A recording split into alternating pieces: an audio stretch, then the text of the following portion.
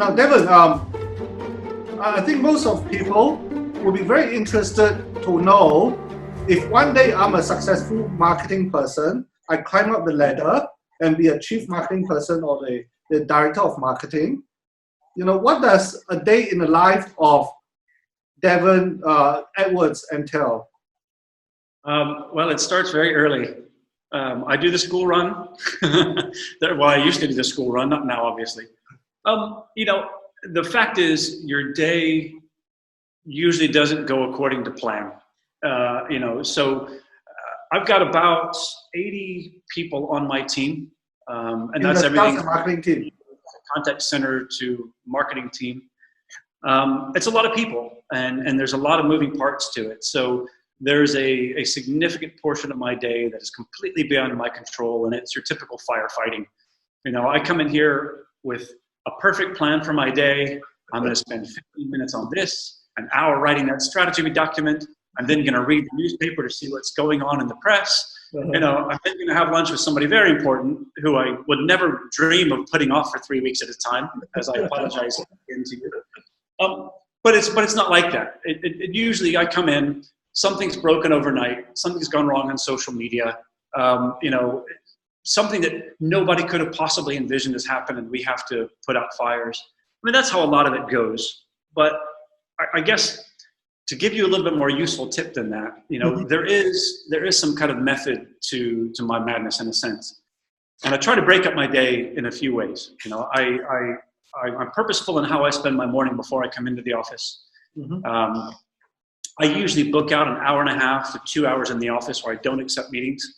And I use that to kind of structure my day, get the things done that I know are probably the most critical things at the end of the day to have done.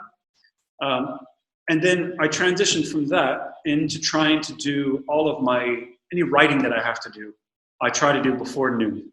So if I'm having to write a creative brief, some days I'm actually writing the copy for the commercials or writing a strategy document. I try to do all that in the morning because I find, at least for me, writing in the afternoon and evening becomes quite difficult. The evening is all spreadsheets. That's when I get my spreadsheets and my number crunching done, that sort of thing, because it's, Excel does most of the work for me kind of thing. So, I try to break it up. Creative work in the morning, administrative work in the afternoon, and that's a formula that pretty much works for me.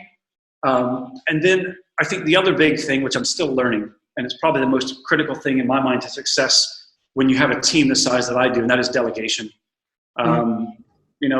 A lot of tasks come at me every day, a lot of ideas, a lot of problems, and there's a tendency, in people to want to hold on to tasks, especially if they're a perfectionist at all, because they think, well, I can get this done better, I'll just do it myself. They'll appreciate that I've done it myself, and I'll give them a solution.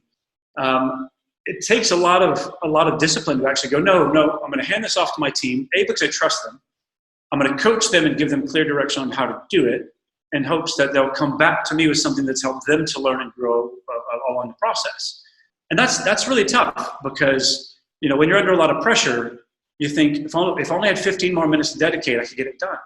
But then, you spend a lot of days looking back at what you didn't get done instead of what you did. So that's another important thing. And that's all throughout the day, is when you get a task, within the first 5 minutes, know, are you doing it? Is someone else going to do it? And within the first 15 minutes, it's handed off to them with directions on what they need to do next, when it's supposed to come back to you by, and clarity on, if you don't understand the task, come back to me and check in, and we'll take next steps. Now, Devin, you mentioned something about, the marketing career evolves all the time. And I studied marketing. What I study is ancient history. Oh, I mean, the whole industry changes every 6 months, I would say. I would argue. How does one keep up?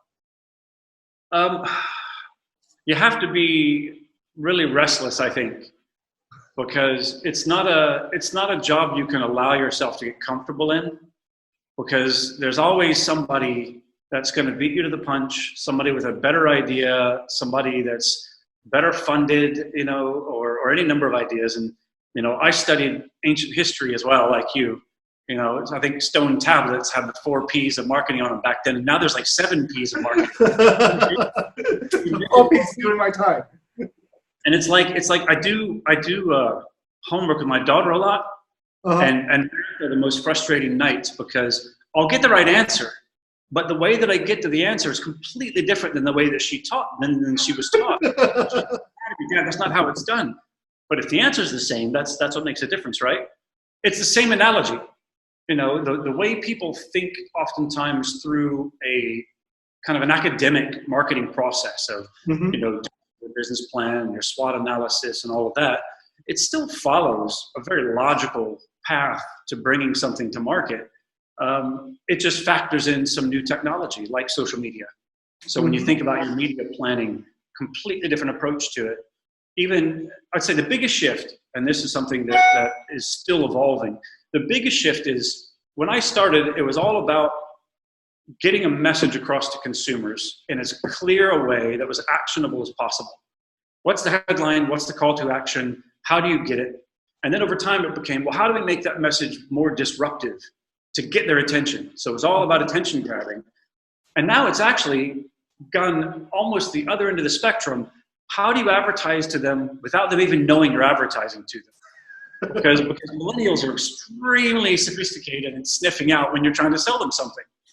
And I think one of the things that's made me succeed too is I can't stand advertising.